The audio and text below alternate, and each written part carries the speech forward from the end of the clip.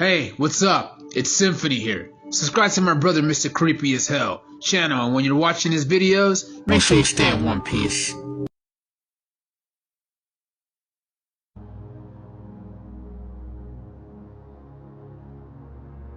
I was working at Taco Bell, working the drive-thru.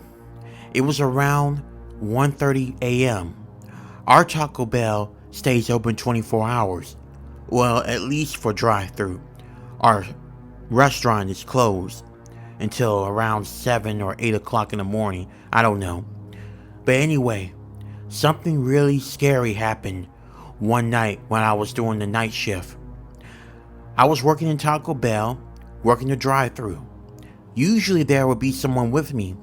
They would be cooking while I'd be taking the orders. But this night, there was no one with me, and I was by myself. Meaning that I had to get the orders and I had to make the food. So it could be really demanding. Luckily about working at night, there's not a lot of customers coming in wanting to buy or order anything. But this particular night, there was a man that pulled up. When he pulled up, I was eagerly waiting to take his order. When I opened up the window by the drive-thru, I couldn't help but to notice the man was off. Something about his aura just screams danger. The man had on a beanie. He had dark circles under his eyes. He had on a muscle shirt t-shirt and shorts. If I had to guess the guy's age, I would say he would probably be in his mid-30s. He kept on giving me this stare that was just so uncomfortable. He looked at me like he could just kill me. He looked at me for a while, and then I asked, how you doing, sir? Welcome to Taco Bell. How may I take your order? The man didn't reply to me at all. Instead, he just kept on looking around the building of Taco Bell and around everywhere else. And then he turned back and looked at me. And then he looked at inside of the drive-thru window, looking around inside the kitchen area. After that, he rolled his windows up and drove off. I thought his behavior was pretty strange, but I really didn't care too much about it. I got back on my phone and I stayed on there for about 30 minutes. When I got off my phone, I cleaned up the restaurant just a little bit. An hour before my shift had ended, something really bad happened. I had just got done taking care of a customer who came at the drive-thru to make their order. After they had left, I came in front of the restaurant because I had to go to the bathroom. When I came out to go to the bathroom, I stopped in my tracks. As I was facing the front entrance of the restaurant, the door, for some reason, was shattered. There was a bunch of glass all on the floor and on some of the tables as well.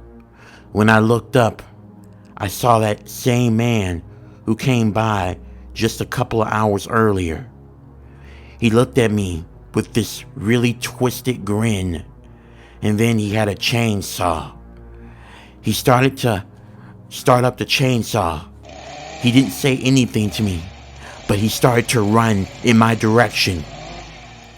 I didn't waste no time. I ran all the way into my manager's office and I locked the door.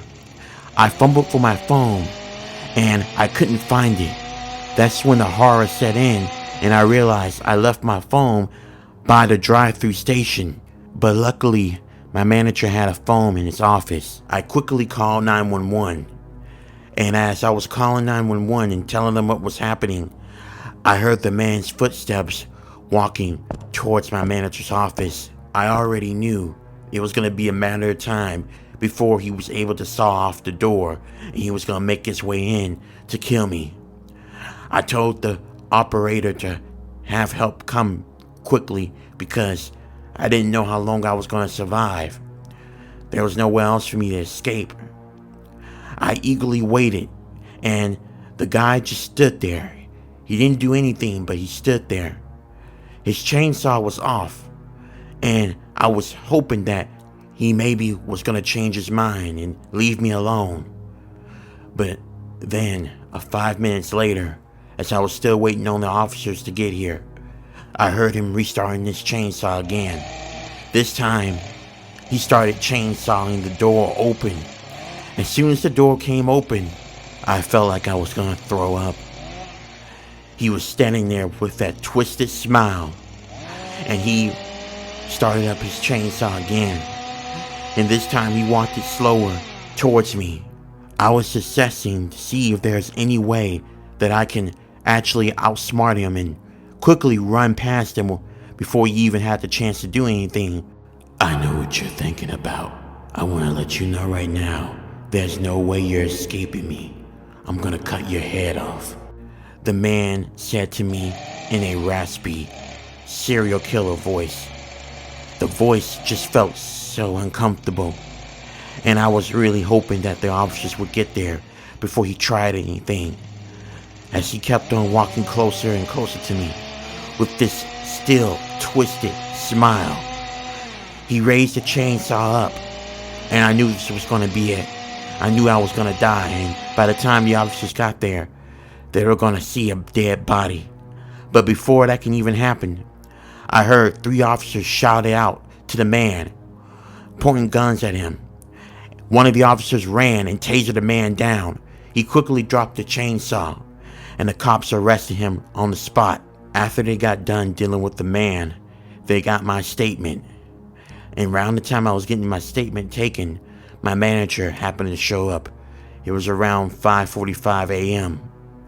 I explained to my manager about what happened, and that's when I quit right there in front of him. I was not going to work there anymore.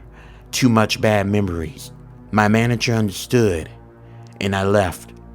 But I am grateful that I'm still alive to tell you the story, because if I had waited just a second later to call 911, you would not be hearing me right now telling you this story.